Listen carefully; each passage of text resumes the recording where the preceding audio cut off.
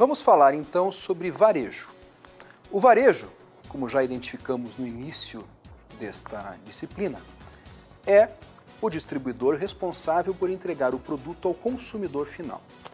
O consumidor final, pelas suas necessidades de sortimento e de fracionamento, ele normalmente se dirige a um varejista para adquirir aquele produto que lhe será necessário para o seu consumo diário ou numa escala de tempo maior. Por que ele vai ao varejista? E aí já entramos nas funções do varejista. Porque o varejista consegue entregar um produto numa quantidade e um preço que o consumidor normalmente considera razoável e que atende às suas necessidades. Ou seja, é uma troca. Ele aceita pagar aquele preço por determinado produto em função da facilidade que o varejista lhe oferece de oferecer o produto na quantidade, na localidade e no tempo que ele necessita. Por quê? Porque normalmente o varejista oferece o produto na hora. E isso é um diferencial para muitos consumidores. Então aí nós já começamos a entender quais são as principais características do varejo: fracionamento, disponibilidade e localização espacial. A localização espacial diz respeito à proximidade com o meu cliente.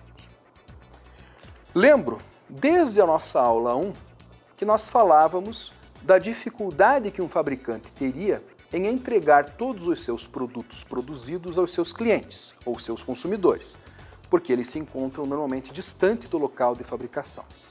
Então aqui o varejista começa a ficar importante para este produtor. O que o varejista espera ao fazer esse tipo de serviço? Ele espera remuneração. Então o varejista, e isso é importante que nós digamos, ele não faz as suas ações, ele não faz as suas atividades em função de benefícios que ele possa gerar à comunidade ou de benefícios que ele possa gerar à economia como um todo. Ele faz isso em função de somente um item: remuneração. Se o varejista é bem remunerado, ele vai vender o teu produto. Para o varejista, questões como qualidade do produto vendido só serão importantes se o seu consumidor, ao optar pelo varejista, leva em consideração que ele vende produtos com determinada qualidade. O varejista não tende a se importar com isso se vender um produto de qualidade não lhe traz remuneração suficiente. E é isso que nós temos que sempre ter em mente, principalmente quando você pretende vir a ser um varejista. Ser um varejista significa tomar decisões relativas à remuneração que eu serei pago pelo serviço que eu estou prestando. Presto um serviço, tenho que ser remunerado por isso. Quem remunera? A diferença entre o preço de venda e o preço que eu comprei esse meu produto. Claro que aliado a isso existe o volume de vendas, ou seja, a quantidade comprada pelos meus clientes. Mesmo que a remuneração seja alta, mas a quantidade vendida seja pequena, pode ser que esse produto não seja interessante de ser vendido na minha rede varejista. São vários os tipos de varejo que nós podemos encontrar hoje no mercado. Nós temos varejos que são exclusivos de determinado tipo de produto. Por exemplo, um varejo na área de perfumaria. Vocês conhecem várias lojas que vendem itens de perfumaria e só isso. Puxa, ele é um varejo exclusivo por categoria. Eventualmente ele pode ser tão exclusivo que ele vende só perfumaria e só de uma marca. Esta seria então uma franquia. Uma franquia é também um tipo de varejo.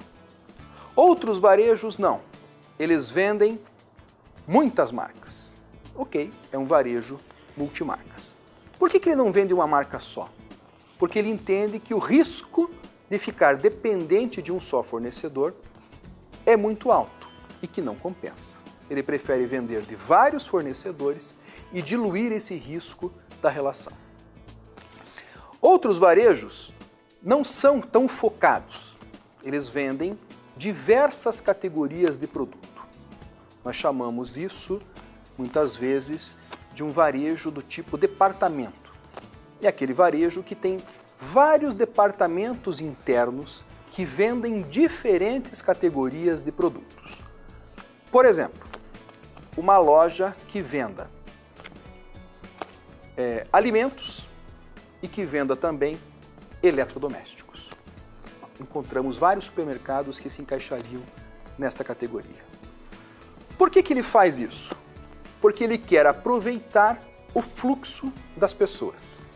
As pessoas vão lá para comprar um determinado produto de uma determinada categoria e, ao mesmo tempo, podem aproveitar esta ida ao varejo e comprar produtos de categorias diferentes. Ou seja, eu aproveito o fluxo interno que ocorre dentro do meu local de varejo. Outros varejos são conhecidos por oferecer produtos a preços de desconto.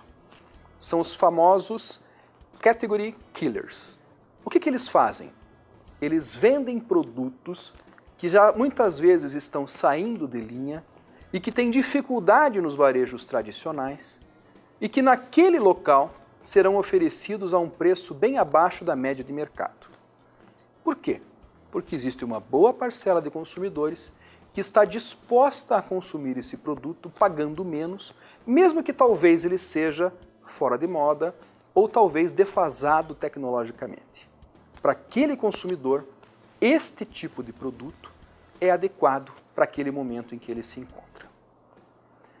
Como vimos, os varejos são muito variados e eles apresentam características distintas. O que é importante é entendermos hoje qual é a tendência do varejo. O varejo, nos últimos 10 ou 15 anos, no Brasil, e nos últimos 20 ou 30 anos no mundo, começou a ficar mais forte. Ele começou a ganhar poder. E por que ele ganhou poder? Porque na medida que as pessoas começaram a aumentar o seu poder aquisitivo, elas começaram a comprar mais. Comprando mais, elas geram mais receita. Gerando mais receita, elas tendem a fazer com que mais varejistas se interessem por vender produtos. O que aconteceu nos últimos anos? Os grandes varejistas começaram a adquirir os pequenos, exatamente para poder captar esse cliente que agora tem um potencial aquisitivo maior. Ficando maiores, eles conseguiram, por meio desse seu tamanho, fazer frente aos grandes fornecedores. E com isso, eles conseguem um poder de barganha muito maior. Essa tendência parece que será duradoura nos próximos anos. Eu digo de novo, parece por quê? Porque nós nunca conseguimos prever exatamente quais serão os rumos do mercado. A economia interfere diretamente nesses aspectos. Todavia, podemos acreditar que nos próximos anos o varejo continuará sendo forte e nós continuaremos, nós como consumidores, continuaremos comprando deles. Veremos mais à frente a categoria de atacado e veremos também que existe um intermediário hoje entre atacado e varejo. Mas isso fica para a próxima atividade.